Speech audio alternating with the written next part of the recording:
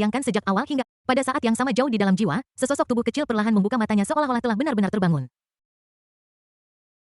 Tanda bab 324 Ayuan, jangan menoleh ke belakang, aku bukan Anu. Bum bum bum.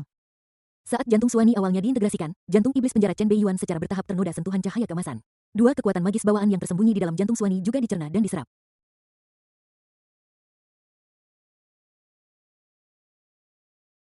Setelah setengah bulan, pencerahan Chen Beiyuan jauh melampaui karya aslinya, melampaui tingkat dewa dan hampir mencapai tingkat suci yang menakutkan. Tidak hanya dia mengintegrasikan jantung Suani ke dalam hatinya, dia juga memahami dua kekuatan magis bawaan utama, yaitu pelahap api dan kabut misterius.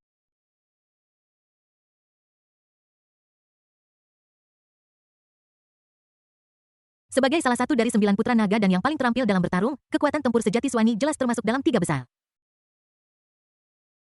Yang Jisi Mi Senwu, dua kekuatan magis bawaan ini adalah keterampilan khas Suani. Yang pertama adalah seni api dan guntur yang merupakan kekuatan magis ofensif terbaik, bahkan Lionheart sebelumnya tidak dapat menampilkannya sepenuhnya. Hanya dengan meminjam sedikit kekuatan api, seseorang dapat dengan mudah mematahkan meteor api yang dilemparkan oleh Dewa Kuno Roh Jahat. Yang terakhir adalah teknik kebingungan, teknik pembantu pembunuh yang sangat kuat. Kengeriannya dapat dilihat dari fakta bahwa ia mampu membutakan panca indera Dewa Kuno Roh Jahat dan membuatnya kehilangan arah.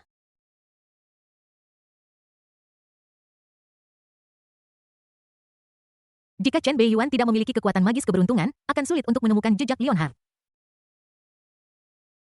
Kombinasi keduanya ditambah fisik Suani yang menakutkan pasti menjadi mimpi buruk musuh. Bahkan selama periode waktu ini Chen Beiyuan tidak bisa tidak terpesona oleh kekuatan yang terkandung dalam dua kekuatan magis yang kuat dan menakutkan, bahkan ketika dia berolahraga pikirannya terus-menerus memahami.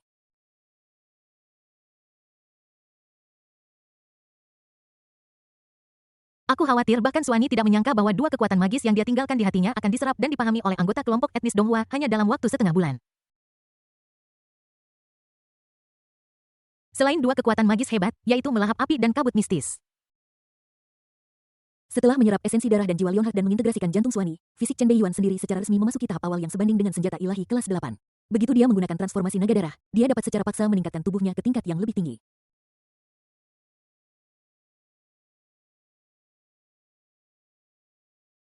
Dapat dikatakan bahwa kekuatannya telah membuat lompatan lebih jauh dibandingkan sebelumnya. Satu-satunya kekurangan adalah kultivasi saya saat ini masih terlalu rendah dibandingkan dengan konfigurasi saya dalam semua aspek dan sulit bagi saya untuk sepenuhnya menunjukkan kekuatan saya. Sekarang saya berada di level rendah tetapi memiliki kekuatan tempur yang tinggi. Saya mungkin tampak hanya Raja Perang kelas 6, tetapi saya dapat bertarung bahkan melawan Kaisar Perang kelas 8. Saya bahkan telah membunuh beberapa Kaisar Perang yang baru dipromosikan yang tidak memiliki senjata sihir kelas 8. Namun, bahkan dengan bantuan Sutra Zuawang yang dapat terus memulihkan Ki, masih sulit untuk menahan konsumsi mengerikan dari berbagai keterampilan magis. Saya khawatir setelah bertarung beberapa saat, energi magis saya sendiri tidak akan mampu mengimbanginya.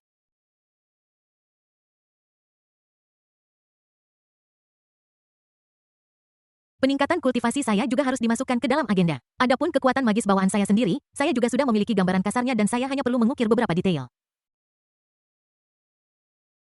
Meskipun saya memiliki banyak kekuatan magis dan teknik rahasia, mereka terlalu berantakan dan masing-masing memiliki sistemnya sendiri. Sulit untuk mengeluarkan semuanya ya. Tepat ketika Chen Beiyuan menutup matanya dan tenggelam dalam pikiran yang dalam, dia tiba-tiba merasakan fluktuasi jiwa yang aneh.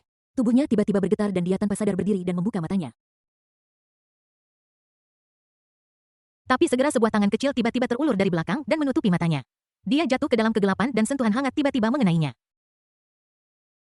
Dalam sekejap dia merasa seolah-olah dua granat raksasa menekan punggungnya. Tubuhnya bergetar, otot-ototnya menegang dan dia merasakan rasa penindasan yang hebat.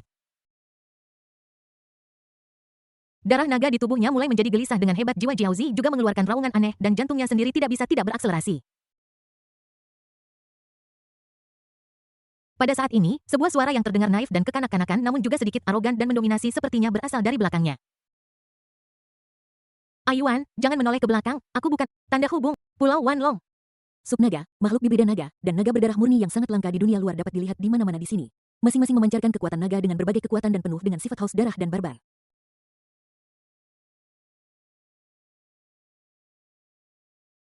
Hampir tidak ada yang lemah yang dapat dikaitkan dengan klan naga. Mereka semua adalah penguasa yang terlahir.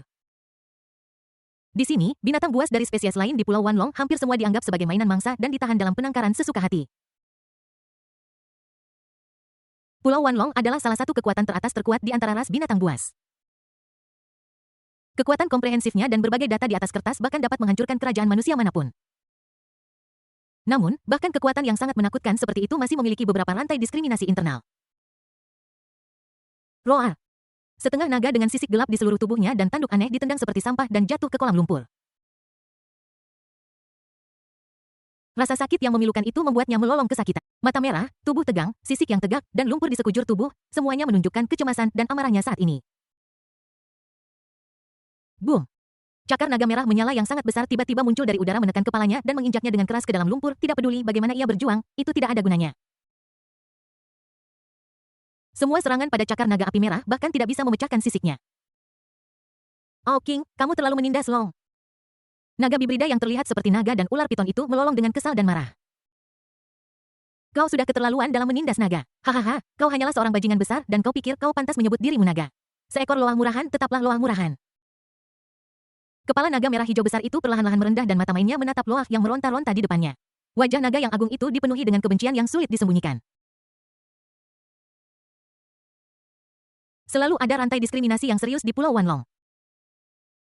Naga berdarah murni, naga berdarah campuran drakonit.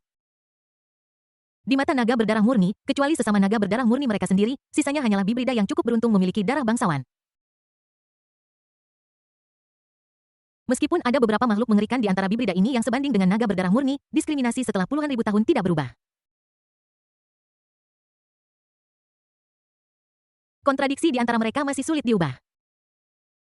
Pemandangan di depan mata kita hanyalah sebuah mikrokosmos Pulau Wanlong. Jika permaisuri masih di sini, beraninya kau. Kau keras kepala sekali. Aku hanya ingin bersenang-senang denganmu, tetapi sekarang kau mencari kematian, kau tidak bisa menyalahkanku.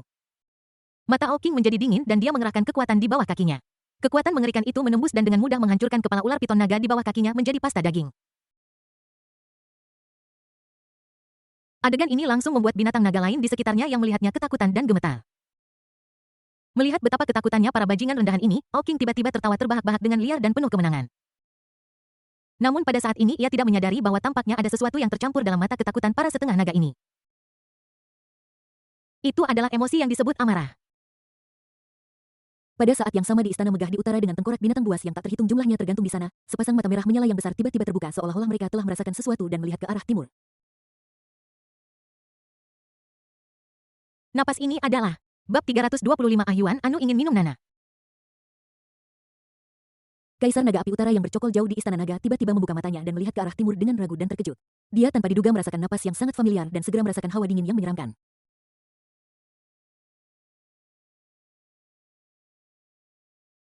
Napas ini adalah... Mungkinkah itu dia? Mustahil. Dulu, beberapa kaisar naga yang kuat menyerang bersamaan. Bahkan monster tua terkuat dari ras manusia akan mati di tempat. Apalagi saat itu aku melihat dengan mata kepala sendiri bahwa tulang naganya patah dan akhirnya dia dilemparkan ke Blood Sea Abyss.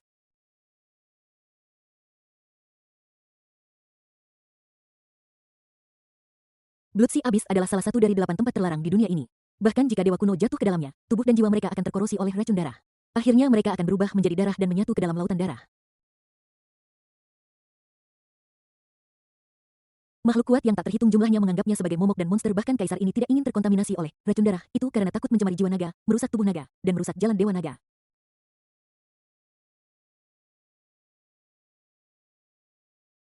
Dia baru saja memasuki alam naga terkuat pada saat itu meskipun dia berbakat dan memiliki kekuatan tempur yang luar biasa. Itu adalah angan-angan baginya untuk melawan racun darah. Tubuh naga dan jiwa naganya seharusnya telah terkorosi oleh racun darah dan dia akan mati.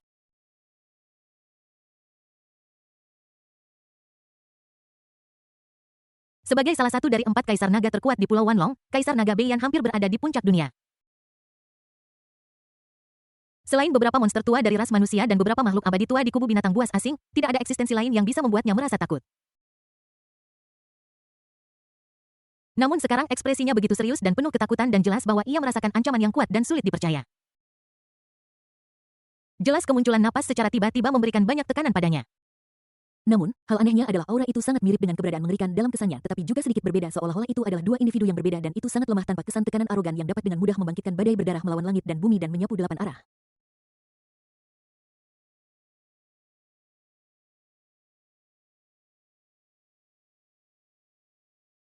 Tepat ketika Kaisar Naga Api Utara ragu, aura familiar yang tiba-tiba muncul hanya melintas dan menghilang tanpa jejak seolah-olah tidak pernah muncul.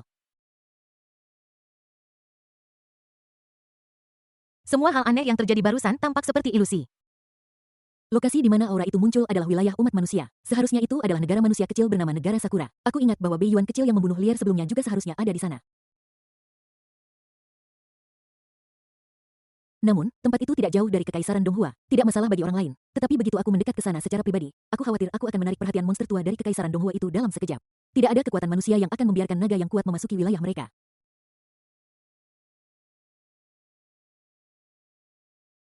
Saat itu, kita tidak hanya tidak akan dapat menemukan sumbernya, tetapi kita juga akan mendapat masalah.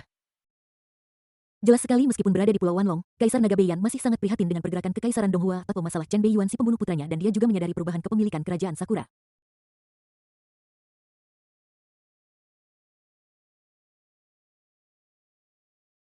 Jika tempat itu tidak terlalu sensitif atau terlalu dekat dengan Kekaisaran Donghua, tempat itu pasti sudah berangkat tanpa ragu sekarang. Tetapi ketika dia memikirkan monster tua di keluarga kerajaan Kekaisaran Donghua dan orang gila tua yang membunuh binatang paling kuat pemakan jurang di perbatasan, Kaisar Naga Beiyan agak ragu dan takut.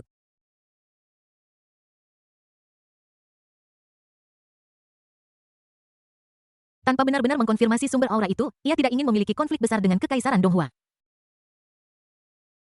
Terlebih lagi jika kita pergi ke wilayah mereka, kita mungkin diincar dan dikepung oleh manusia serakah itu. Kalau begitu biarkan King Er pergi. Setelah memikirkannya, Kaisar Beiyan Dragon memutuskan untuk membiarkan putra sulungnya yang paling menjanjikan pergi. Aura familiar yang cepat berlalu itu tidak kuat, paling banyak hanya pada tingkat ketujuh. Saya pikir King Er seharusnya bisa menangkapnya. Tanda, lahan basah lembah Wanlong. Hahaha kalian bajingan hina hanya pantas berjuang dalam lumpur sepanjang hidup kalian. Hanya naga berdarah murni seperti aku yang bisa berevolusi menjadi naga sejati legendaris dan mendapatkan sekilas alam tertinggi di atas Kaisar Naga.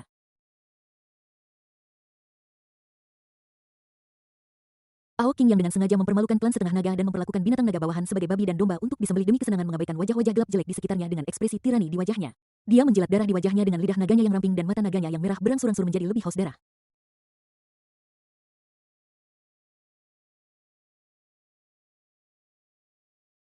Sebagai putra sulung Kaisar Naga Beiyan dan Kaisar Naga peringkat 8 yang baru dipromosikan, Ao King tidak hanya memiliki kekuatan dahsyat dari klan naga berdarah murni, tetapi juga mewarisi sisi brutal dan kejam ayahnya.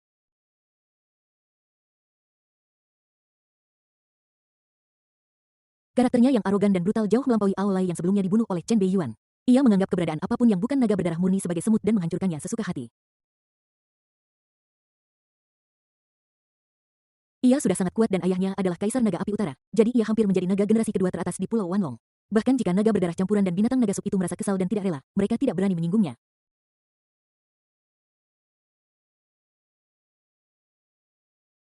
Semua dari mereka seperti ini, tetapi mereka tidak berani berbicara. Tepat ketika Ao King melampiaskan emosi kekerasannya, sebuah pikiran yang tak tertahankan tiba-tiba muncul di benaknya seperti pikiran binatang buas kuno. King Er pergi ke Laut Utara umat manusia dan tangkap target berdasarkan aura ini. Gunung King Kiu. Tusan susu yang sedang bertapa untuk menerobos tiba-tiba bergetar seolah merasakan sesuatu. Rubah celestial 9 ekor di atas kepalanya berdiri di atas awan ungu dan bermandikan cahaya kemasan tiba-tiba membuka mata bulatnya dan menatap lurus ke arah timur dengan ekspresi terkejut yang tampak sulit disembunyikan. Apakah itu nafas racun darah abis? Itu adalah racun darah yang bahkan ditakuti oleh para dewa seseorang benar-benar menyerap dan memurnikan racun jahat ini. Klan Naga telah mendapatkan seorang rekan kecil yang luar biasa. Sepertinya akan ada rekan luar biasa lainnya di masa depan. Tanda Istana Kekaisaran Negara Sakura. Pada saat ini Chen Beiyuan tidak tahu kekacauan macam apa yang sedang terjadi di dunia luar. Ketika dia berbalik dan melihat ke belakang, dia tiba-tiba melihat seorang gadis yang hanya sedikit lebih pendek darinya mengenakan rok merah ketat yang sepertinya bisa meledak kapan saja. Di matanya yang polos, ada sedikit kenakalan, seorang gadis naga kecil yang aneh namun sangat familiar.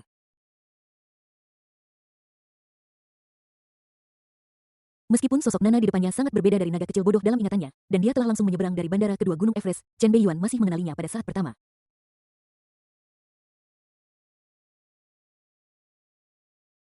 Anu.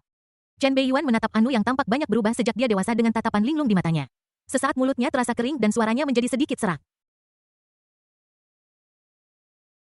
Perubahan ini sepertinya agak ilegal. Setelah bangun tidur, bukan hanya seluruh naga menjadi lebih besar, ia berevolusi dari kentang kecil menjadi kentang besar dan melompat dari A ke F ini lebih mengerikan daripada mengonsumsi hormon. Potensi ini mungkin tidak kalah dengan Void Spirit tertentu. Tentu saja ini semua adalah detail. Apa yang benar-benar membuat Chen Beiyuan kagum adalah tingkat kultivasinya saat ini. Binatang buas tingkat 7 tingkat lanjut. Ketika aku bangun, aku telah menembus satu alam utama dan dua alam kecil. Ini jelas sebuah kecurangan. Yang lebih buruk lagi adalah sekarang dia benar-benar merasakan ancaman menyeramkan dari naga kecil konyol di depannya. Rasa ancaman ini jauh melebihi Umibozu dan Leonhardt sebelumnya. Sepertinya ada kekuatan mengerikan yang perlahan mengalir di dalam tubuhnya. Bahkan dengan fisiknya saat ini yang sebanding dengan senjata ilahi kelas 8, dia masih merasakan sensasi mengerikan seperti jarum yang menusuk durinya. Namun reaksi berikutnya langsung memberi Bei Yuan rasa keakraban yang tak bisa dijelaskan. Ah Yuan. Anu ingin minum Naina. Ah Omega. Bab 326 Anu ingin bertelur. Ada yang salah. 12 dari 10 hal salah. Meskipun Chen Beiyuan yakin bahwa naga kecil konyol di depannya adalah Anu yang dikenalnya, dia merasa bahwa dia bukan lagi Anu yang dikenalnya. Dibandingkan dengan naga kecil konyol yang sederhana dan bodoh sebelumnya, dia jelas menjadi sedikit terlalu aneh sekarang. Tentu saja kebiasaan minum Nana jelas belum berubah. Namun yang menarik adalah ketika Chen Beiyuan mengeluarkan susu hewan segar dari ruang sistem, tampaknya ada momen aneh di wajah kecilnya yang tampak polos dan imut dan ada sedikit kehilangan di mata kecilnya.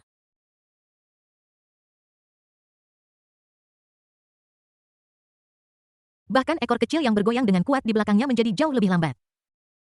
Tampaknya Nana ini bukanlah yang dia inginkan. Tentu saja ini mungkin hanya ilusinya. Slurp, slurp, slurp. Anu sudah terbiasa meringkuk di lengannya sambil meremas ke kiri dan menggosok ke kanan mencari sudut yang nyaman sambil mengisap botolnya, memiringkan kepalanya ke belakang, mata ungu gelapnya yang besar menatap lurus ke wajah cantik di depannya dan kecepatan makannya tampaknya meningkat secara signifikan.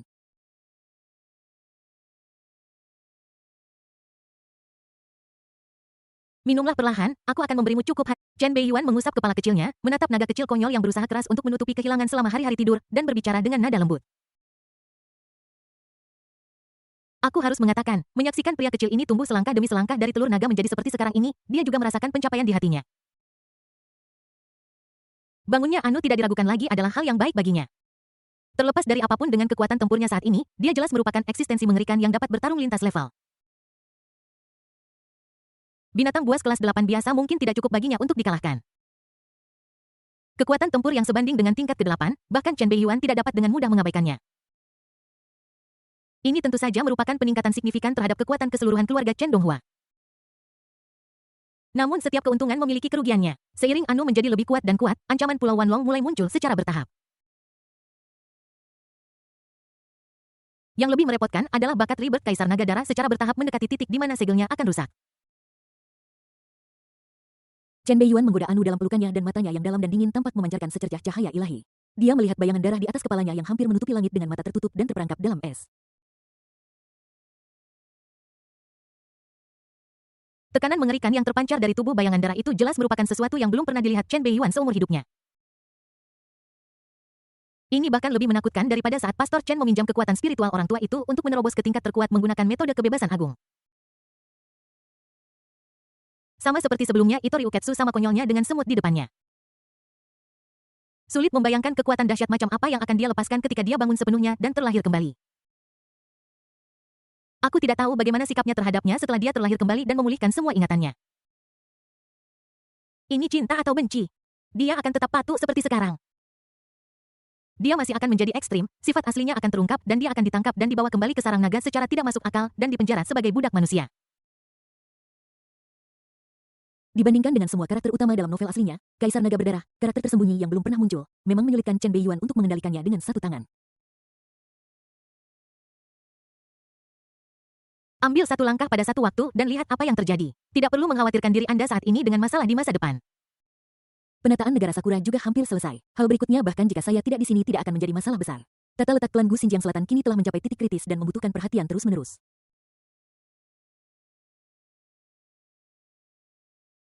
Sekarang meskipun saya memiliki banyak bantuan dan tata letak, sebagian besar memiliki bahaya tersembunyi yang besar dan mudah meledak. Selain itu, butuh banyak waktu. Sudah lama sekali sejak saya keluar, inilah saatnya untuk kembali. Chen Beiyuan tampak tersentuh, matanya berkedip melihat jauh ke timur, tangannya berhenti, dia merasa sedikit rindu kampung halaman. Tepat ketika dia merasa emosional yang tak dapat dijelaskan, dia tidak menyadari bahwa sorot mata Anu yang sedang mengisap botol di lengannya berangsur-angsur berubah dari polos dan naif menjadi penuh gairah dan serakah. Jika kita menghitung berdasarkan siklus menstruasi naga, naga kecil konyol itu seharusnya baru saja memasuki tahap khusus. Dia ingin bertelur. Magic City Empire State Building. Nona-nona dari semua keluarga besar di kota ajaib telah mengirimkan undangan kepadamu. Saya harap kamu dapat menghormati kami dan datang. Presiden grup Clovis dari Kekaisaran Sunfall berharap untuk bertemu denganmu meskipun hanya beberapa menit dan hanya berharap untuk membahas investasi di kota ajaib. Presiden Qiu dari grup Weilan. Lin Yunluo sedang bekerja di kantor memproses dokumen dari berbagai distrik kota ajaib dan yang dikeluarkan oleh kekaisaran. Sekretaris terpercaya di sebelahnya terus melaporkan berbagai hal. Setelah mediasi banyak kekuatan, Lin Yunluo yang akhirnya menjadi kepala petugas kota internasional kota ajaib tidak diragukan lagi menjadi mutiara paling mempesona di seluruh kota ajaib dalam sekejap.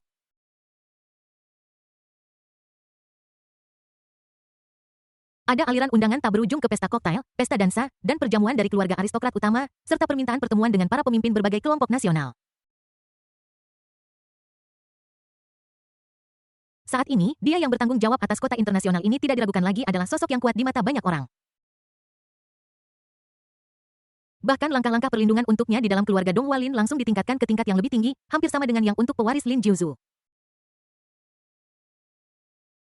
Lin Yunluo yang sibuk berhenti sejenak. Kecuali untuk grup Weilan, batalkan semua pengaturan lainnya. Sekretaris yang melapor tertegun, jelas sedikit terkejut. Nona mudanya bahkan tidak menemui para pemimpin keluarga besar dan kelompok besar itu, tetapi hanya bertemu dengan grup biru yang masih dalam tahap pengembangan.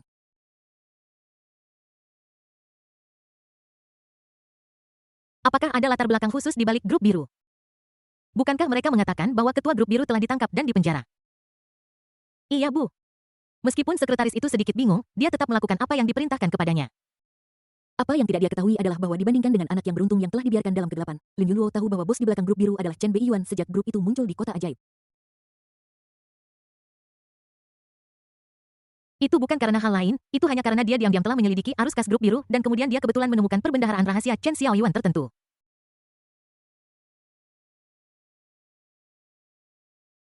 Tepat ketika sekretaris hendak keluar untuk memberitahu suara lembut Lin Yunluo datang dari belakang lagi. Ngomong-ngomong Qian, tolong bawakan aku beberapa buah plum asam ketika kamu kembali. Entah kenapa dia tiba-tiba memiliki keinginan untuk makan sesuatu yang asam selama periode ini. Hutan berkabut. Lin Xiao berada dalam kondisi yang menyedihkan dengan hanya beberapa helai kain yang tersisa di tubuhnya. Dia berlari dengan panik mencoba menghindari pengejaran tanpa akhir dari ular piton hutan di belakangnya. Ular piton hutan ini datang dalam aliran yang tak ada habisnya dan hampir mustahil untuk dibunuh. Meskipun Lin Xiao memiliki banyak kartu truf, dia masih merasa sulit untuk melawan dan hanya bisa melarikan diri. Segera ketika dia akan jatuh ke dalam bahaya, cincin misterius di tangannya tiba-tiba memancarkan sinar cahaya. Karena banyak energi yang dikonsumsi, peri bogang yang telah lama tertidur tampaknya menyadari situasi berbahaya kekasihnya dan bangun sebentar.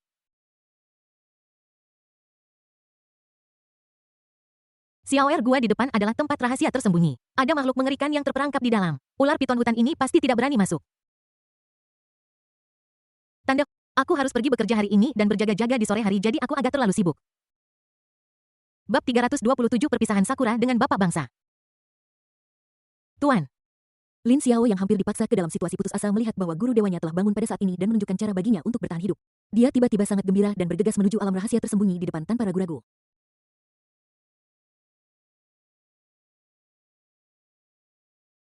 Dia sangat yakin bahwa guru perinya tidak akan menipunya. Snap. Disertai dengan suara aneh cermin pecah, Lin Xiao merasa seolah-olah dia telah menghancurkan sesuatu.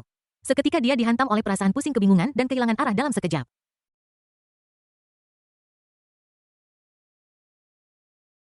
Ular piton hutan yang mengejar di belakang melihat bahwa target di depan tiba-tiba ditelan oleh pusaran rahasia kecil.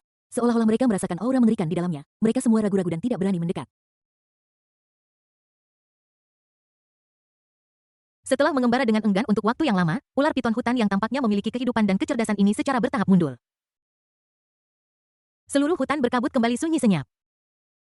Hanya pusaran rahasia yang tiba-tiba terbuka tetap sama tanpa tanda-tanda menghilang. Snap. Sesosok tubuh nyaris telanjang mengenakan kain compang camping jatuh dari langit dan mendarat tepat di dasar lembah. Dampak kekerasan itu seketika membuat Lin Xiao tidak dapat menahan seteguk darah menyembur keluar dan dia merasa organ internalnya akan terkoyak jika dia tidak memadatkan tubuh naga racun dan memiliki fisik yang kuat mirip dengan naga biasa dia pasti sudah terbunuh sejak lama.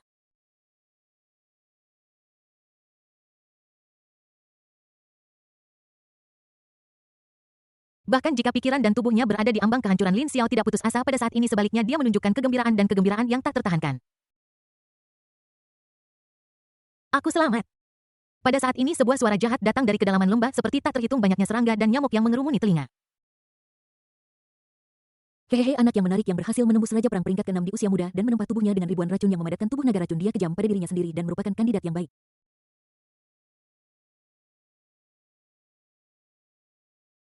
Aku adalah Kaisar 10.000 racun 200 tahun yang lalu aku dibunuh oleh seorang penjahat yang mengakibatkan luka serius. Aku akhirnya disegel di sini. Selamat kamu bersedia untuk membuka segel dan membiarkanku keluar. Aku dapat menunjukkan belas kasihan dan menerimamu sebagai anak laki-laki pemain sulingku.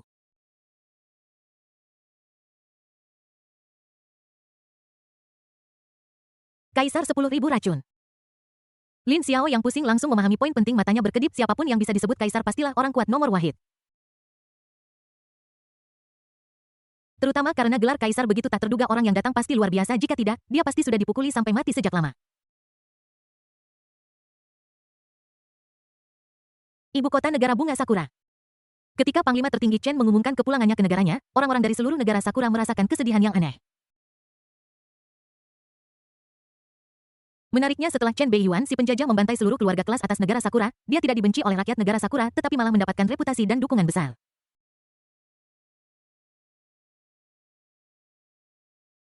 Setelah kehilangan lapisan belenggu dan batasan, orang-orang negara Sakura sekarang hidup dengan lebih bermartabat dari sebelumnya dan memiliki lebih banyak saluran untuk kemajuan.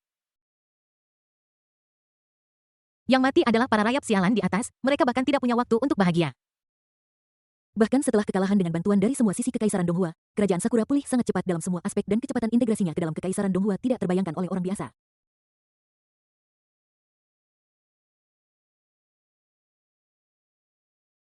Oleh karena itu, ketika konvoi yang membawa Panglima tertinggi Chen dan yang lainnya berangkat dari Istana Sakura dan menuju kapal perang komando raksasa di Pelabuhan Sakura, itu langsung menarik sejumlah besar orang ke jalan-jalan.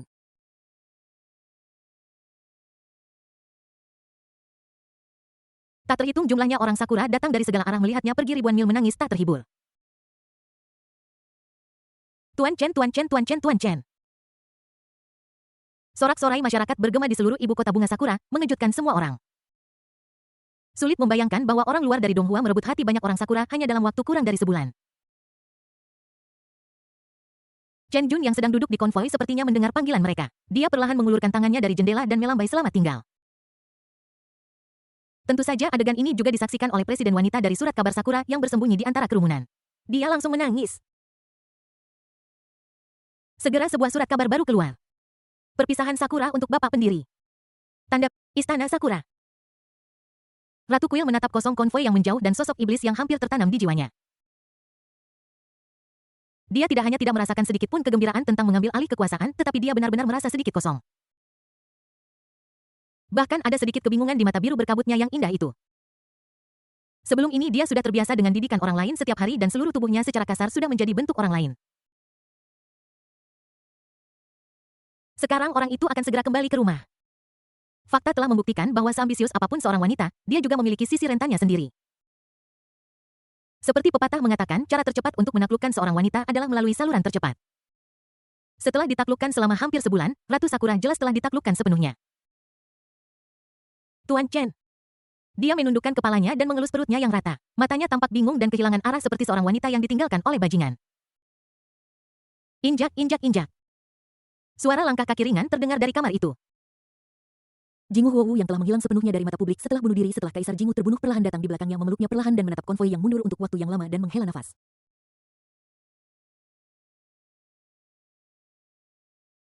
Yukino, dia akan kembali setelah kamu memiliki kerajaan Sakura dengan tertib. Lautan bunga Sakura. Satu demi satu kapal perang raksasa yang mengibarkan bendera naga Donghua menjaga kapal perang komando raksasa terbesar dan mulai berlayar menuju timur. Banyak tentara di kapal perang yang akan kembali ke tanah air mereka melolong dengan gembira.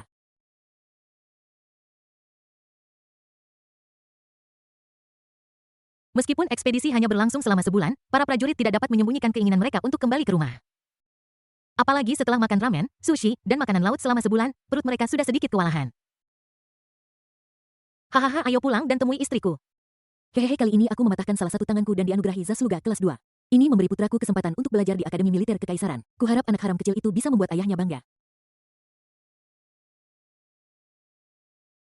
Makanan di Sakura sini benar-benar tidak enak, bahkan tidak seenak babi yang direbus dengan bihun di rumah. Nanti kalau sudah kembali, aku harus makan sepanci penuh. Aku hampir mati karena keserakahan. Hahaha, kamu beruntung mendapat kesempatan pertama untuk memenangkan lotre sehingga kamu bisa kembali duluan. Sisa saudara harus tinggal di negara Sakura selama setengah tahun sebelum bisa digantikan. Petik 2. Meskipun mereka harus kembali ke Donghua, pasukan Donghua yang ditempatkan di negara Sakura tidak mundur sepenuhnya. Sebaliknya, setengah dari mereka tetap tinggal untuk terus mempertahankan negara itu.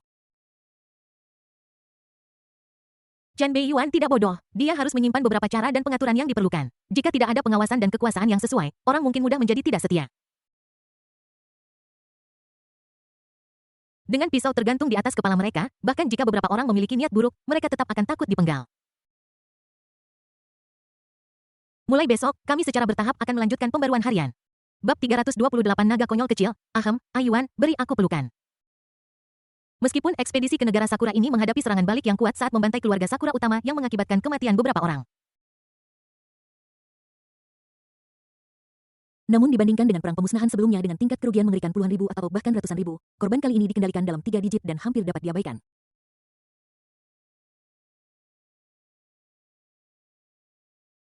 Dalam perang bagaimana mungkin tidak ada korban jiwa? Jika Anda ingin kaya dan makmur, Anda harus mempertaruhkan hidup Anda untuk itu. Tentara Kekaisaran tampak sangat acuh tak acuh terhadap hal semacam ini. Terlebih lagi sebelum ekspedisi Chen Beiyuan, Panglima tertinggi Kekaisaran memberitahu seluruh pasukan. Bagi mereka yang gugur dalam tugas untuk negara, Kekaisaran akan mendukung 3 generasi dan memberikan 10 kali lipat gaji kematian. Keturunan mereka dapat mewarisi posisi sebagai pengganti dan nilai ujian Akademi Militer Kekaisaran akan dikurangi dan mereka akan diberikan perawatan yang sesuai.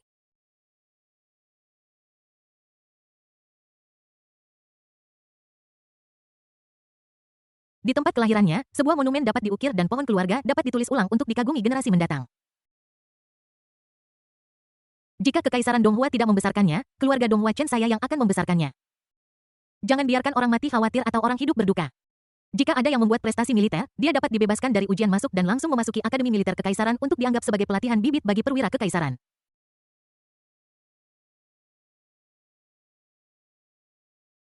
Anda juga dapat menukar jasa militer Anda dengan senjata sihir obat-obatan ajaib, alam rahasia budak alien wilayah turun-temurun gelar Kekaisaran.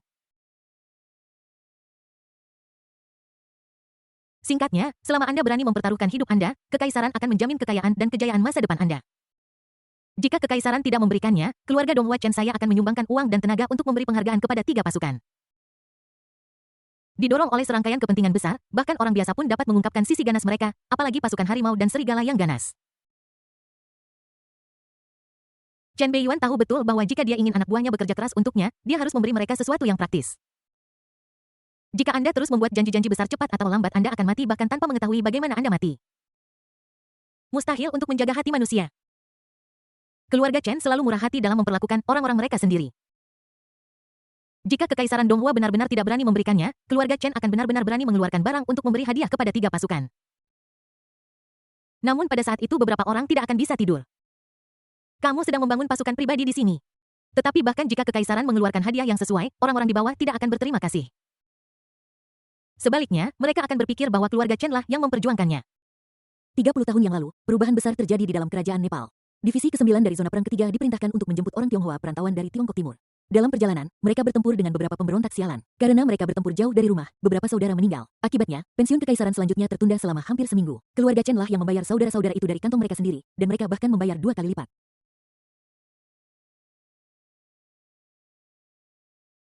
Sejujurnya, dalam hal memimpin pasukan, keluarga Chen adalah yang terbaik. Saya bekerja dengan keluarga Lin di zona perang keempat beberapa dekade lalu. Bajingan-bajingan itu lebih jahat daripada yang lain. Mereka memanfaatkan segalanya. Saya hanya mendapat 30 dari 100 hadiah dan 70 dibagi di antara orang-orang. Saya bekerja sangat keras tetapi sekarang saya menjadi pengemis.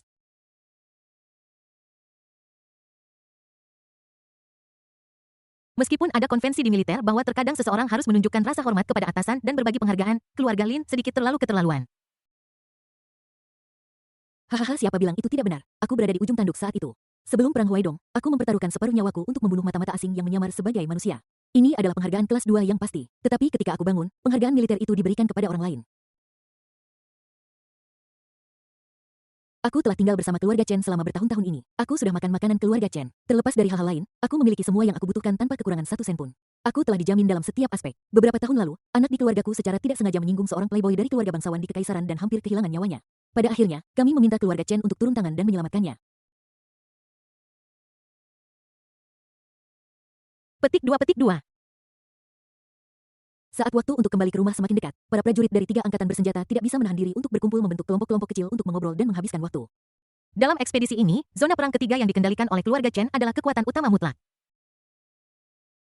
Tetapi zona perang utama lainnya juga mengecualikan beberapa orang. Ini termasuk zona perang pertama dan kedua yang dikendalikan oleh keluarga kerajaan dan zona perang keempat yang dikendalikan oleh keluarga Donghua Lin. Selain itu, ada juga angkatan bersenjata pribadi dari berbagai keluarga. Zona perang utama lainnya mendengarkan orang-orang dari zona perang ketiga dengan gembira mendiskusikan catatan pertempuran masa lalu mereka dan perubahan pada anak-anak mereka selama bertahun-tahun. Sesaat di sana ada keheningan yang mematikan dan hati orang-orang berada dalam kekacauan. Semua orang terbuat dari daging dan darah. Semua orang tahu siapa yang benar-benar baik untuk orang-orang di bawah. Semua orang tahu bahwa alasan mengapa keluarga Chen mampu menggenggam erat sebagian besar kekuatan militer kekaisaran dan didukung oleh banyak orang selama bertahun-tahun sudah diketahui semua orang. Keluarga Chen, semua ini berkat dukungan dari rekan-rekan. Saat orang-orang di zona perang ketiga mendiskusikan masalah ini, kemunculan orang yang mencolok bernama Bai Yus tak terhindarkan. Penampilannya dalam ekspedisi ini mungkin bukan yang paling memukau tetapi sudah pasti yang paling menarik perhatian. Tuan Bai, Anda telah membuat gebrakan besar kali ini. Saya dengar bahwa Panglima tertinggi Chen telah membuat pengecualian dan menurunkan Anda dari kapten menjadi kolonel. Dia juga akan mengirim Anda ke kelas pelatihan umum Akademi Militer Kekaisaran selama setengah bulan. Hukuman penurunan pangkat semacam ini adalah pertama kalinya saya melihatnya selama bertahun-tahun. Lain kali kita bertemu, saya khawatir kita harus memanggil Anda komandan.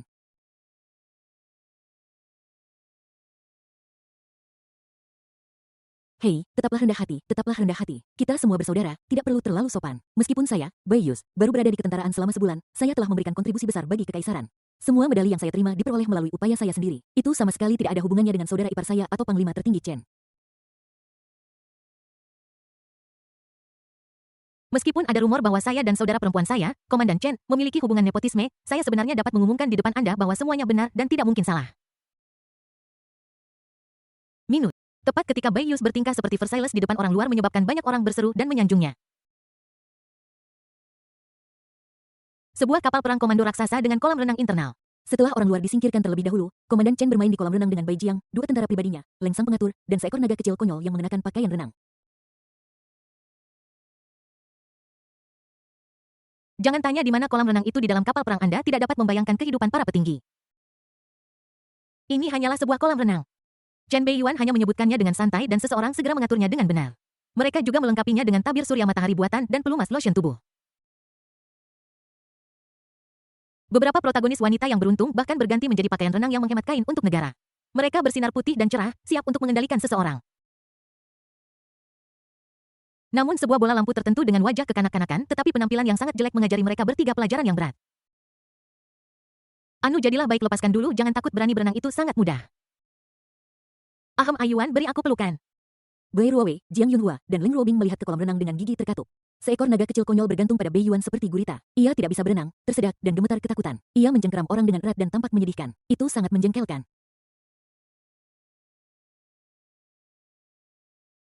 Naga yang tidak bisa berenang bisa tersedak oleh kolam renang. Apakah kamu bercanda? Memalukan klan naga, kan? Bab 329 Anu membuat masalah di laut, Ao King menyerang. Ayuan peluk aku Anu aku takut. Jangan takut aku di sini tidak apa-apa ayo lepaskan dan berenang perlahan. Suara Anun yang tampak polos dan imut saat ini tidak dapat menyembunyikan rasa teh hijau yang kuat di telinga ketiga gadis itu dan Nana hampir kesal. Snap snap. Meskipun Bai Ruowei masih memiliki senyum di wajahnya, itu sedikit kaku. Jiang Yunhua di sebelahnya sudah merasakan tinjunya mengeras. Leng Ruobing bahkan menggertakkan giginya. Meskipun mereka berbeda ras, mereka semua adalah wanita. Bagaimana mungkin Bai Ruowei, Jiang Yunhua, dan Leng Ruobing tidak melihat rencana licik Anu, si naga kecil yang bodoh? Bagaimana bisa ada naga yang tidak bisa berenang? Kamu bukan naga darat atau naga bumi, jadi apakah kamu takut air?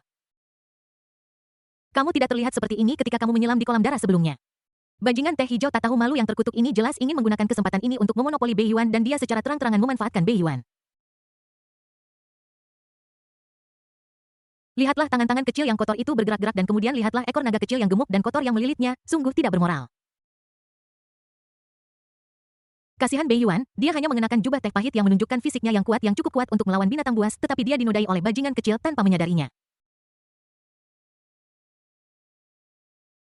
Adegan ini sebanding dengan adegan klasik di One Piece di mana Momonosuke Nami dan Robin sedang mandi di kamar mandi siapa yang tidak akan geli saat melihatnya.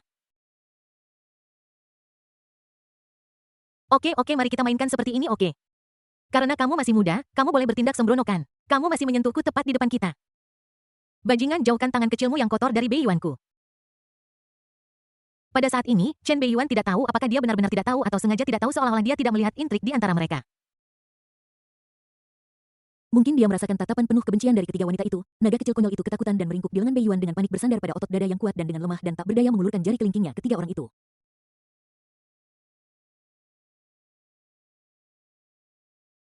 Jari kelingking yang bulat dan putih itu ditekuk ke arah ketiga orang itu dan digoyangkan.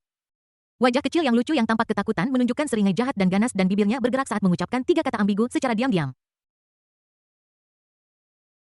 Tinggalkan pesan di bagian komentar. Naga terbang di wajah.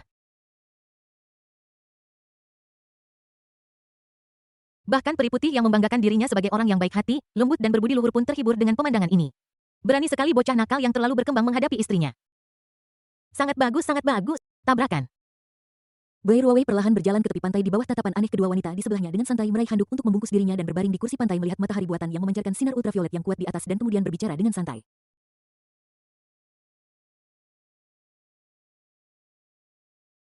Panas sekali matahari ini, aku berharap seseorang bisa membantuku memakai tabir surya.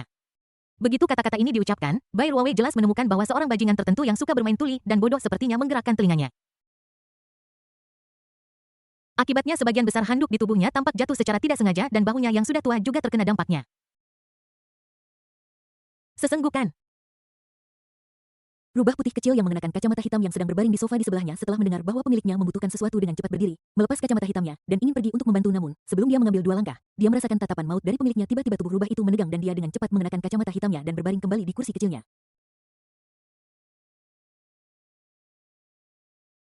Chen Beiyuan yang seharusnya berada di kolam renang muncul di depannya di suatu titik seolah-olah berteleportasi. Dia menatap Bai Ruowei dengan mata tajam dan senyum sopan di wajahnya.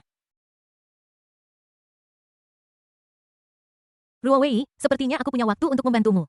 Sungguh, tapi bagaimana dengan Anu? Bukankah kamu masih harus mengajarinya cara berenang? Bai Ruowei menatap Xiao Beiyuan yang bersemangat dengan kepala tegak lalu menatap kolam renang dengan sedikit keraguan di wajahnya. Berenang adalah sesuatu yang bergantung pada pemahaman seseorang. Anu masih muda jadi kamu bisa melakukannya dengan perlahan. Jelas bahwa kamu lebih membutuhkan bantuanku. Sambil mengobrol dan tertawa, Chen Beiyuan mengeluarkan ban renang bebek kuning dari ruang sistem dan melemparkannya ke belakang dengan santai. Bang! Kebetulan itu menangkap naga kecil konyol yang kebingungan. Anu biasakan dulu dengan perasaannya, aku akan datang dan mengajarimu ketika aku selesai.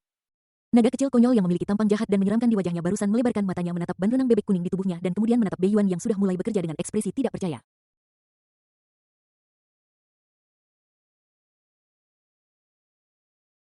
Apa yang terjadi?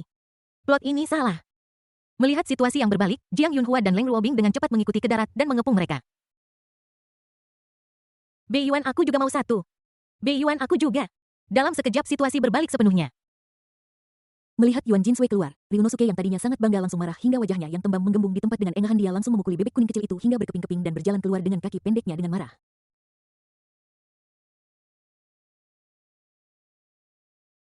Jelas sekali naga kecil konyol yang bangga ini sangat marah. Menurut apa yang terjadi selanjutnya, Beiyuan mungkin tidak dapat memperhatikannya selama 7 atau 8 jam lagi. Bai Ruowei yang berbaring di kursi pantai melihat kentang kecil tertentu pergi dengan marah dan senyum main-main muncul di sudut mulutnya. Bocah kecil, sini berkelahi denganku. Gerakanmu itu adalah yang dulu sering kumainkan di Beiyuan. Aku sudah melihat Beiyuan tumbuh dewasa, aku tahu lebih banyak tentangnya daripada dirimu. Tanda gedebuk. Saat suara percikan air terdengar, suara itu tertutupi oleh suara turbin besar. Orang-orang di kapal perang kekaisaran yang kembali tidak tahu bahwa sesosok kecil baru saja menyelinap keluar dan melompat ke laut. Bum bum bum. Sebuah pusaran air besar tiba-tiba muncul di permukaan laut dan kepala-kepala binatang buas di laut meledak satu demi satu tanpa meninggalkan mayat dan mereka langsung berubah menjadi gumpalan kabut darah.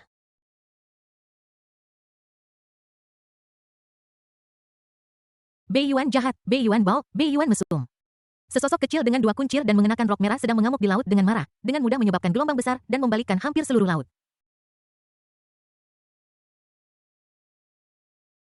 Banyak hewan laut ganas yang lewat tertangkap dalam baku tembak dan terbunuh di tempat. Adegan mendadak ini secara alami menarik perhatian makhluk besar yang mengejarnya tetapi tiba-tiba kehilangan targetnya. Apa yang terjadi? Mengapa napas yang ayahku berikan tiba-tiba berhenti? Mungkinkah ada yang salah? Tunggu, apa yang terjadi? Mengapa begitu banyak makhluk laut tiba-tiba mati? Jauh di dalam laut, makhluk besar yang ditutupi sisik merah dan hijau serta dengan penampilan yang tidak jelas bergerak dengan cepat. Ia melihat manik-manik hijau kusam di tangannya dengan kebingungan seolah-olah sedikit bingung. Namun, sebelum bereaksi, ia merasakan gerakan dahsyat di atas dan bau darah yang menyengat. Bab 330 Hawking dipukuli. Seseorang membantai orang-orang laut di sini. Makhluk besar yang tiba-tiba muncul di laut dalam yang ditutupi sisik merah dan hijau dan memancarkan kekuatan naga yang menakutkan ini tidak lain adalah Hawking, putra sulung Kaisar Naga Api Utara.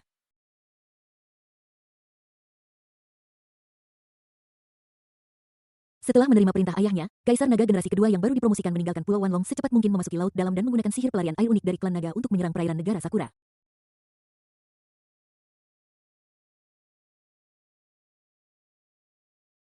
Harus dikatakan bahwa ras naga memang merupakan ras dan ciptaan yang hampir sempurna yang memiliki bakat dan kemampuan tempur amfibi. Ao King Kaisar Naga generasi kedua pada dasarnya adalah naga api dari perspektif rasial, tetapi dia masih dapat menggunakan sihir pelarian air unik dari klan naga untuk masuk dan keluar laut dengan bebas dan melakukan perjalanan ribuan mil sehari.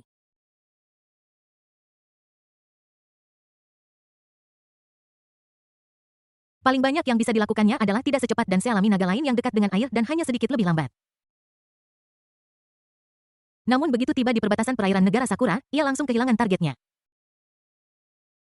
Bread Beat perbaikan yang diberikan kepadanya oleh ayahnya juga menjadi redup sehingga sulit untuk mengunci lokasi pemilik napas itu. Tepat ketika Ao King merasa bingung dan kesal, dia langsung tertarik dengan gerakan kasar yang tiba-tiba dan bau darah yang menyengat. Saat mendongak, dia melihat sosok kecil berwarna merah membuat kekacauan di atas laut dalam dan pemandangan berdarah dari pembantaian makhluk laut. Apakah itu naga yang berubah wujud? Tidak, dilihat dari usia tulangnya, dia tidak lebih dari 8 tahun. Bagaimana bisa ada naga yang berubah wujud semudah itu? Dia pasti bibrida rendahan. Mata yang brutal dan garang itu berhenti sejenak dan alisnya berkerut menatap sosok merah kecil dan karakteristik naga di tubuhnya yang memancarkan kebencian yang kuat. Sebagai naga berdarah murni, hal yang paling tidak bisa ditahannya adalah naga bibrida itu. Jika itu terjadi di lain waktu dengan sifat ganasnya, ia pasti sudah memakan hidup-hidup setengah naga itu. Tapi sekarang tugas yang ditugaskan oleh ayahku lebih penting. Snap! Pada saat ini kepala kura-kura hijau besar dan puing-puingnya tiba-tiba jatuh dari atas dan menghantamnya tepat di kepala. Sejumlah besar benda yang tampak seperti kotoran meledak di atas kepalanya dalam sekejap. Ao King yang hendak melanjutkan pengejaran targetnya tiba-tiba berhenti. Bau busuk menyerbu hidungnya. Mata naganya yang ganas dan kejam langsung memerah. Dia perlahan mengangkat kepalanya dan melihat pelakunya.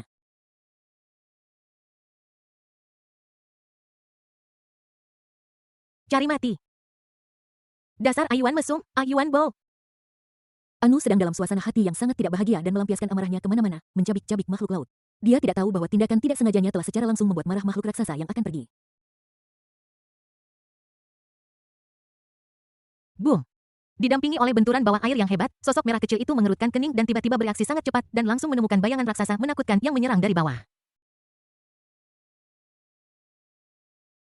Mata merah bernoda darah, gigi naga tajam yang memancarkan cahaya dingin, wajah ganas dan kasar tetapi sedikit busuk semuanya menunjukkan kemarahan dan niat membunuh pengunjung itu. Sial kau bajingan rendahan yang kau cari. Berguling. Namun yang menyambutnya adalah wajah tembem imut Anu dengan mata bengkak dan kepalan tangan kecilnya yang berwarna merah muda. Anu yang sudah dalam suasana hati yang buruk langsung marah ketika melihat monster jelek lain mencari kematian. Boom. Tanda hubung. Permukaan laut yang awalnya tenang tiba-tiba menjadi bergejolak menyebabkan gelombang besar dan ombak mengerikan yang tingginya hampir 100 atau 1000 kaki. Makhluk laut yang tak terhitung jumlahnya bercampur dalam ombak seperti semut yang melayang tertiup angin tanpa bisa mengendalikan takdir mereka sendiri. Dalam sekejap, seluruh langit tiba-tiba menjadi sangat suram dan tornado air besar yang mengembun dari permukaan laut menembus langit dan bumi bercampur dengan suara raungan naga yang terdengar jelas dan samar.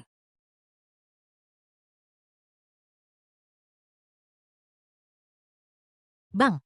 Di bawah laut yang bergejolak, tampak dua binatang buas mengerikan saling bertarung menyebabkan gelombang besar dan terlibat dalam perjuangan hidup dan mati. Apa yang terjadi? Mengapa fenomena aneh seperti itu tiba-tiba muncul? Mungkinkah ada binatang buas tingkat tinggi yang bertarung di laut dalam?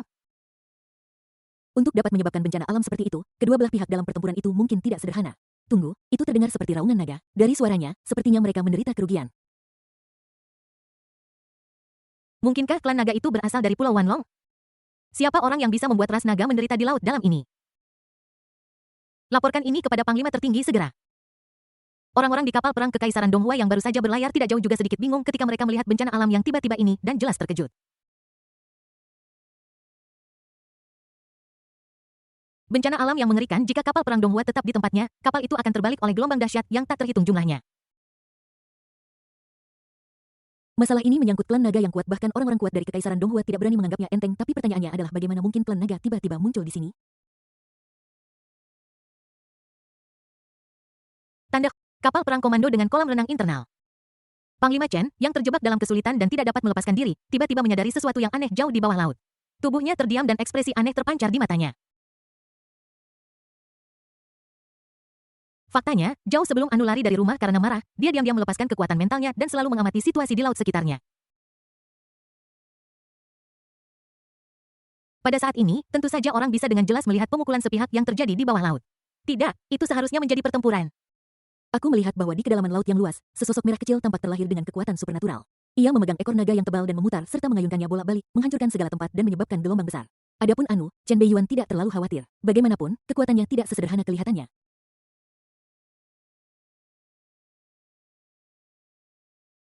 Adapun fisik-fisiknya saat ini, dia tidak kalah mampunya dari dirinya sendiri setelah transformasi naga darah dan bahkan mungkin lebih kuat. Dia hanyalah iblis kecil. Jika dia menambahkan bakat unik dan kekuatan magisnya sendiri, binatang buas ganas tingkat 8 biasa hanya akan dipukuli dengan buruk di depannya. Sebagai perbandingan, Chen Beiyuan lebih tertarik pada seorang pria malang tertentu yang dipukuli. Apakah itu naga api merah? Garis keturunan langsung dari Kaisar Naga Api Utara. Chen Beiyuan mengerutkan kening dan langsung mengenali asal-usul Aoking. Lagi pula tubuh Aolai masih ditempatkan di ruang sistemnya. Membandingkan keduanya, tidak sulit untuk mengetahui asal-usul Aoking. Tetapi pertanyaannya adalah bagaimana garis keturunan langsung dari Kaisar Naga Api Utara bisa muncul di sini? Mungkinkah itu? Mata Chen Beiyuan berubah seolah dia menyadari sesuatu dan langsung tertuju pada mutiara si pemantap yang redup di tubuh Aoking. Sialan, pasti karena ketika Anu bangun, aura aslinya di tubuhnya bocor tanpa sadar sehingga menarik perhatian Pulau Wanlong. Untungnya tempat ini telah dimasukkan ke dalam wilayah Kekaisaran Donghua dan pihak lain tidak yakin tentang situasinya sehingga mereka tidak terburu-buru datang sendiri. Jika tidak, fakta bahwa Anu terlahir kembali tidak akan lagi dirahasiakan. Mungkin dia memperhatikan seseorang yang linglung peribai mendongak dengan mata berair dan menggelengkan kepalanya dengan bingung. Tanda hubung. Bab 331 Anu ambil botolnya. Mendesis. Chen Beiyuan yang sedang memikirkan sesuatu tiba-tiba pupilnya mengecil dan menarik napas udara dingin pikiran rumitnya semula menjadi jernih pada saat ini seolah-olah dia dihantam keras oleh gelombang pasang yang dahsyat.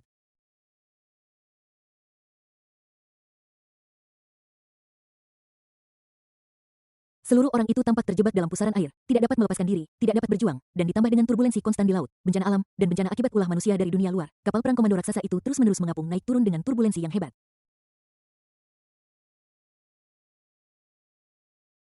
Seperti kata pepatah, ketika Anda berada di arena, Anda tidak punya pilihan.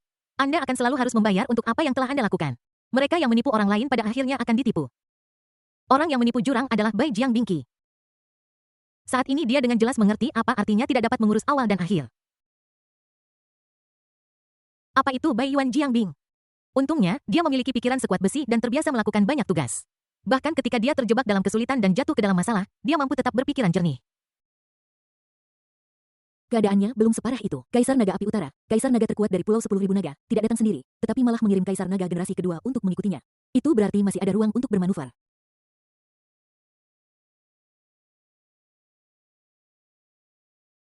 Jika tidak, saya khawatir kita harus membawa semua keluarga besar di Kekaisaran Donghua untuk menghadapi monster-monster tua itu di Pulau Wanlong secara langsung.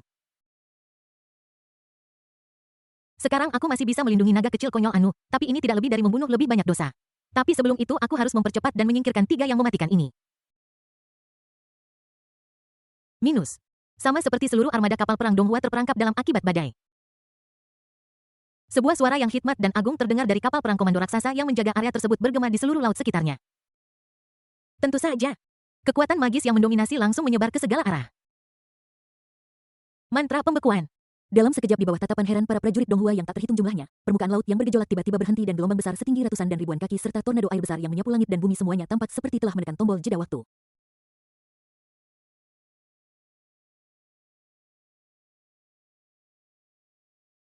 Apa yang seharusnya menjadi bencana alam yang mengerikan sebenarnya ditentukan oleh satu kata saja, seperti kekuatan magis tertinggi legendaris yang dapat membuat sesuatu terjadi hanya dengan satu kata. Dampak dari adegan ini tidak diragukan lagi sangat mengerikan. Ya Tuhan! Bai Yus membuka mulutnya lebar-lebar menatap kosong pemandangan di hadapannya yang tampak seperti momen beku dari akhir dunia dan merasakan kepalanya berdengung. Meskipun saya sudah lama tahu bahwa saudara ipar saya itu hebat, saya tidak pernah menyangka dia bisa sehebat ini. Belum lagi dia, bahkan Wei Wuxiang, Wang Daoxian, Zhu Fengxi, dan para jenius kekaisaran lainnya memiliki keterkejutan dan kepahitan yang tak terlukiskan di wajah mereka ketika melihat kekuatan magis seperti itu. Tak lama kemudian sosok muda itu menjadi sangat tidak terlihat bagi mereka sehingga mereka bahkan tidak bisa melihat punggungnya. Pada saat yang sama suara hikmat dan agung itu terdengar lagi. Sampaikan perintah militer saya, semua kapal perang harus mempercepat dan menjauh dari wilayah laut ini. Saya panglima tertinggi akan menangani sisanya. Siap. Ketika perintah militer dikeluarkan, seluruh armada kapal perang Kekaisaran Donghua mulai mengerahkan kekuatan penuh dan berlayar maju. Tanpa halangan dan gangguan angin dan ombak, kapal perang raksasa yang mewujudkan pencapaian teknologi tertinggi Kekaisaran Donghua secara alami berlayar dengan mulus dan dengan mudah meninggalkan wilayah laut tempat perang naga terjadi.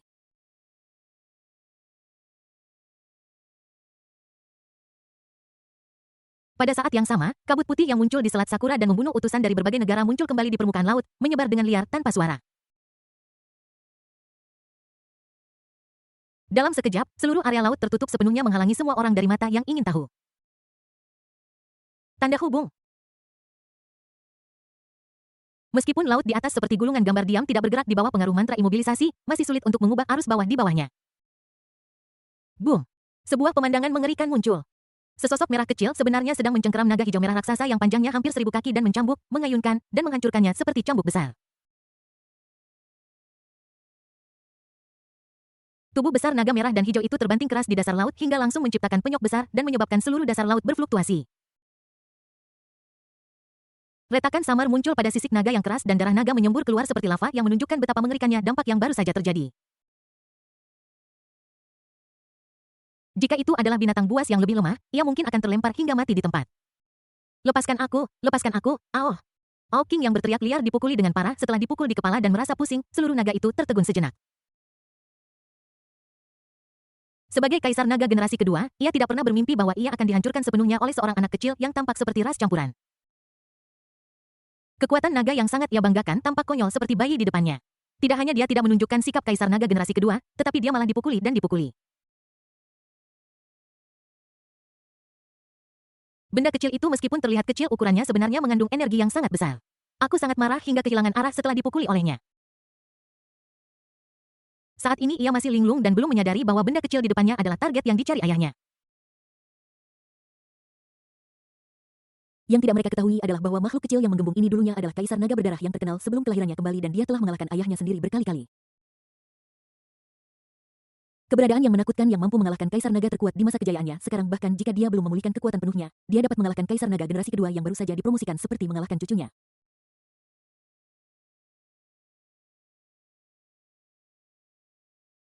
Inilah mengapa Chen Beiyuan sama sekali tidak khawatir ketika Anu meninggalkan kapal barusan. Begitu dia memasuki laut, orang lainlah yang seharusnya dia khawatirkan. Dan dari wajah kecil Anu yang imut yang menggembung dan sedikit memerah saat ini, jelas bahwa dia benar-benar marah.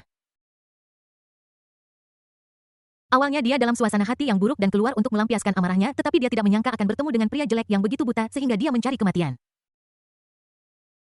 Jika hanya itu, tidak masalah. Yang lebih mengerikan adalah ketika monster jelek ini dipukuli, ia suka melolong menyebabkan getaran gelombang suara yang dahsyat. Meskipun gelombang suara dan kekuatan naga ini tidak berpengaruh pada Anu, tapi tanpa sengaja mengguncang botol bayi yang dibawanya hingga jatuh dan terbentur hingga meninggalkan retakan kecil. Jika serangan diam-diam sebelumnya hanya membuat naga kecil konyol itu sedikit tidak senang. Tetapi botol itu dijatuhkan yang benar-benar menyentuh skala terbalik dari naga kecil konyol ini. Seperti yang semua orang tahu, Anu memiliki 3 kualitas baik, Ayuan yang baik, Nana yang baik, dan Ongbao yang baik. Oke Ayuan, aku tidak akan bicara lebih banyak tentang ini. Mereka yang mengerti akan mengerti. Nana yang baik, setiap kali Anu minum Nana, dia menggunakan botol yang Ayuan berikan padanya. Itu adalah hadiah pertama yang Ayuan berikan padanya. Dia selalu menghargainya. Kecuali ketika dia sedang menyusu, dia akan meletakkannya di tempatnya dengan sangat hati-hati di lain waktu karena takut pecah. Jadi beberapa bajingan bodoh berani menghancurkan botolnya. Ini jelas mencari mati. Dia benar-benar marah pada saat ini. Bum bum bum. Ambil botolnya, ambil botolnya. Bab 332 Anu terungkap Beiyuan membunuh naga. Ambil botolnya, ambil botolnya. Sosok kecil berwarna merah dengan rambut berdiri menjulang mengeluarkan raungan marah dan mata ungu gelapnya berangsur-angsur menjadi aneh seolah-olah belenggu perbudakan telah dilepaskan perlahan mengungkapkan wajah aslinya.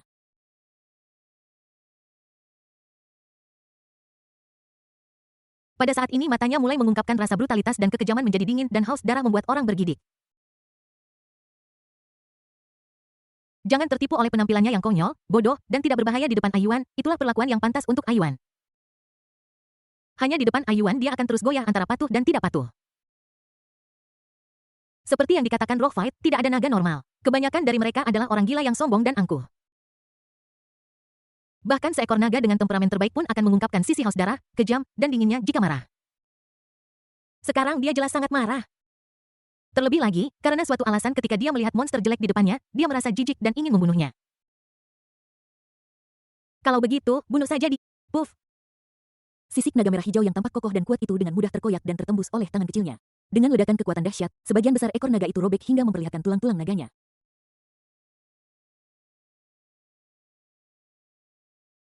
King yang pusing setelah dipukul berada dalam keadaan sedih dan marah yang bercampur aduk. Kemudian dia merasakan sakit yang tajam di ekornya dan mengeluarkan lolongan yang menyakitkan. Kilong Tai, ah! Naga merah hijau raksasa dengan sebagian besar ekornya robek melolong dan berjuang dengan liar mencoba melepaskan diri dari cengkeraman iblis merah kecil itu. Tetapi tidak peduli bagaimana ia berjuang, ia tidak dapat menggoyahkan tangan kecil merah muda yang tampak gemuk itu.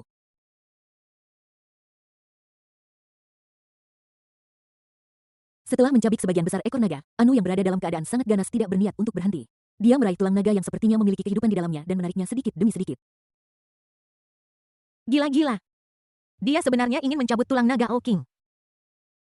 Anda tahu bagi klan naga, dapat dibayangkan betapa pentingnya tulang naga untuk menjaga tubuh mereka yang kuat dan memastikan pasokan kekuatan yang konstan. Apa perbedaan antara naga raksasa tanpa penyangga lunasnya dan loah yang lebih besar? Saat itu bukankah kita akan berada di bawah belas kasihan orang lain? Kau bajingan rendahan, aku adalah putra Kaisar Naga Api Utara, naga berdarah murni. Kau hanyalah naga berdarah campuran, beraninya kau melakukan pengkhianatan. Hentikan segera, Tulang-tulang naga di tubuhnya ditarik keluar sedikit demi sedikit yang tidak hanya merangsang saraf dan daging tubuhnya, tetapi juga menyebabkan semua organ di tubuhnya merasakan kesemutan yang parah dan bahkan tengkoraknya mulai bergetar seolah-olah sedang ditarik.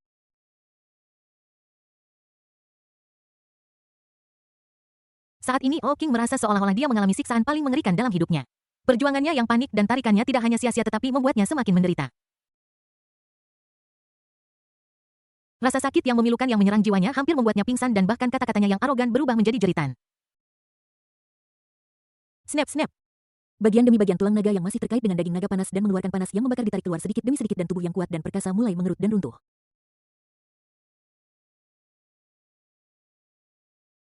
Darah naga yang mendidih seperti lava menyembur keluar terus-menerus membakar dengan gila-gilaan di kedalaman dasar laut, langsung menguapkan air laut di sekitarnya membentuk zona hampa udara dan bahkan ruang pun bergetar sedikit.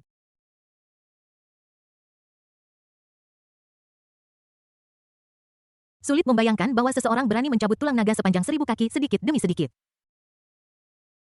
Di bawah ancaman disabilitas dan kematian, King, Kaisar Naga generasi kedua, menjadi benar-benar gila. Roa! Kaisar ini ingin kau mati. Kepala naga menakutkan yang seperti gunung besar tiba-tiba terangkat dan nafas naga maut yang memancarkan aura penghancur yang telah terakumulasi di mulutnya diarahkan ke sosok merah kecil di belakangnya siap meledak.